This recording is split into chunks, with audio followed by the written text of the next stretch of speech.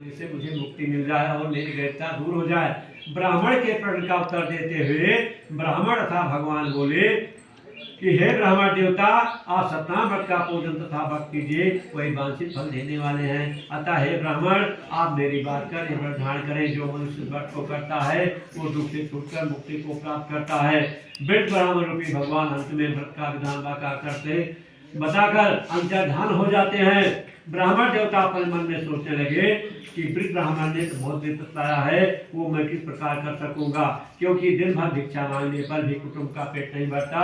इस चिंता में ब्राह्मण देवता ब्राह्मण सदानंद महाराज को रात भर नींद नहीं आई। प्रातः काल जैसे कहा गया, ब्राह्मण देवता सिर्फ 7 घर भिक्षा मांगते थे और 7 घर में भिक्षा मांगने जाते थे तो ये कहते थे भिक्षाम दे, भिक्षाम दे।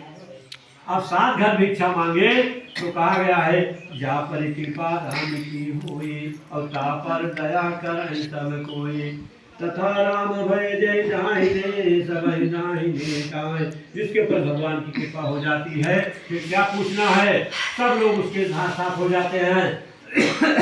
अर्थात उस भी देवताओं ने भी उस ब्राह्मण पर कृपा की, अतः ब्राह्मण ने बहुत उसको धन मिला और उसी धन से ब्राह्मण देवता ने एक पंडित जी को बुला करके सत्यनारायण स्वामी का विधिपूर्वक पूजन किया। पूजन और व्रत के प्रभाव से ब्राह्मण सब दुखों से मुक्त हो गया और समस्त संपत्ति से भरपूर हो गया, धन पुत्रता से भरपूर हो गया और अच्छे उसके महान मकान भी बन गए। एक समय ब्राह्मण देवता सत्यनारायण स्वामी का पूजन सुन रहे थे, उसी पर वहीं पर एक लकड़हारा आया और लकड़ी का भाग लकड़हारा करके वो भी सत्यनारायण स्वामी का पूजन सुना। पूजन सुनने के बाद में सत्यनारायण स्वामी का प्रसाद खाया। प्रसाद खाने के बाद में उस ब्राह्मण से पूछता है कि हे ब्राह्मण देवता, आप काफी दिन हो गया भिक्षा मांगने के लिए नहीं गए, क्या कारण है, आप उसको सब विधिपूर्वक बताइए। ब्राह्मण देवता ने कहा कि सत्यनारायण स्वामी का प्रसाद है, जो आप देख रहे हैं, मेरा धन दौलत और घर ईश्वर ये सब भगवान की कृपा है।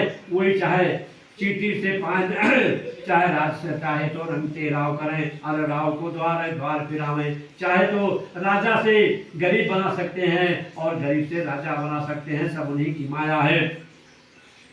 इस प्रकार से सत्यनारायण स्वामी की कृपा से सब मुझे मिला हुआ है।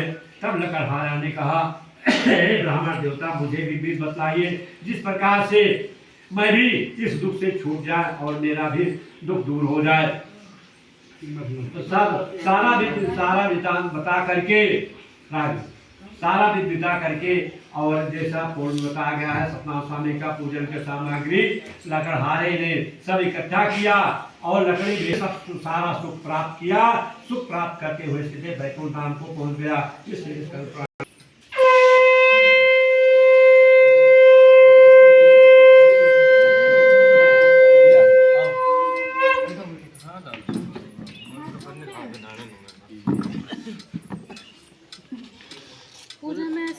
रुक जा, तो आओ ना।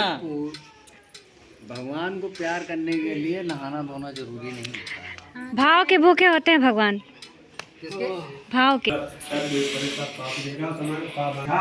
राजा अपनी स्त्री से सत्यनारायण स्वामी का पूजन सुन रहे हैं। उसने राजा से विनय पूर्वक पूछा प्रसाद खाने के बाद में कि हे राजन, आप प्रेम घर सोना, दो भूखी के मार्ग, दो दिन है दुख दूना। जिस प्रकार से पति के बिना सूनी मांग रहती है, उसी प्रकार के आंगन भी पुत्र के बिना सूना रहता है। यही दोनों मुक्ति के मार्ग हैं। इसलिए हे साधु बनिया, भगवान का व्रत इस दुख से मुक्त कर सकता है। राजा के वचन को सुनकर के साधु बनिया आदर पूर्वक बोला, हे राजन, आप इस व्रत की शर्त नहीं करूंगा। इस प्रकार बनिए की बात सुनकर के राजा ने सब भी जैसा पूर्व में बताया गया है उससे कहा। साधु बनिया राजा से सब सुन करके व्यापार से निमित्त होकर आनंद पूर्वक अपने घर आया। साधु ने घर पर आकर अपनी स्त्री से कहा, हे प्रिय, पुत्र देने वाला एक व्रत मैं उल्का मुख राजा के मुख से सुनकर आया हूँ, वो व्रत मैं अवश्य करूंगा। साधु की भार्या लीलावती अपने पति के वचन सुनकर बोली, हे नाथ, ये तो उत्तम विचार है। हे स्वामी, कल प्रातः काल ही ये व्रत किया जाए। बनिया बोला, अभी व्रत में क्यों धन नष्ट करोगी, जब संतान होगी तब पूजन किया जाएगा। इसके बाद स्त्री ने प्रश्न किया, क्या पुत्र से बढ़कर धन मूल्यवान है। बनिया ने उत्तर दिया, टका धर्मा टका कर्मा टका ही परमं तपा यस गेहे टका नास्ते टक टका है थे। कंजूस कहा गया है, कंजूस की चमड़ी चली जाए पर दमड़ी न जाने पाए। बनिया का इस प्रकार उत्तर सुनकर स्त्री लीलावती बेचारी चुप हो जाती है और तख्त प्रसन्नचित वाली लीलावती भगवान के प्रसाद से गर्भवती हो जाती है। 10वें मास में एक कन्या उत्पन्न हुई। कतना सुंदर थी, वो दिन प्रकाश पड़ने लगी जैसे शुक्ल पक्ष का चंद्रमा बढ़ता हो। वो नृत्य कला के बढ़ते बढ़ते अपने पिता के घर में सयानी हो गई। एक दिन पिता ने देखा कि सहेली के साथ में लड़कियां शादी योग्य हो गई है। तब साधु ने कहा, है प्रिय, इस कन्या की भरई शक्ति त्याग में बहुत धन खर्च हो चुका है, इसलिए कन्या के विवाह के समय भट करूंगा। इस प्रकार अपनी स्त्री से कहकर साधु बनिया नगर में घूमने चला गया। अपनी बेटी को देखा, मेरी बेटी शादी योग्य हो गई है। उसने सिपाही और दूतों को बुला करके कहा कि जाओ मेरी बेटी की ओर अच्छा सा ढूंढ के ले आओ। साधु बनिया की आज्ञा पा करके दूत लोग कांचन नगर को गए। कांचनपुर नगर महाराष्ट्र में पड़ता है। उस नगर में दूतों ने एक बनिए के पुत्र को देखा जो सुंदर गुणों से था। वो लड़का जात का कुलीन था। उसे ला करके दूत बोले, हे स्वामी, ये शादी हो जाने के बाद अब ससुर दामाद 2 जने होंगे। दामाद को साल लेकर व्यापार के लिए निकल पड़ते हैं और रत्नसापुर नगर में पहुंच करके सागर के समय नौका दिया कि हे बनिया, तुमको भविष्य में कठिन दुख प्राप्त हो, जो कि तुमने सत्यनारायण स्वामी का पूजन नहीं सुना है। जैसे लोभो विष्टो नरो वित्तो वेदेनो चंपदम दुग्धम भक्ते मंजारो ताना लोभी पर सब रुष्ट हो, देव पितृ भगवान पाता है हम लोग की कभी सम्मान। जैसे अगर कोई लालची आ जाए तो कहे भैया यो दे दो वो दे दो, तो मैंने कहे ऐसा ही आवा बार दे दो, दोबारा ही आवा ना हमें तब ठीक है। जैसे आप मलकी चली जाए मैके तो भैया मांगे भैया यो दे दो वो दे दो, दोबारा ये ना इनका बलायो ना भी है देना।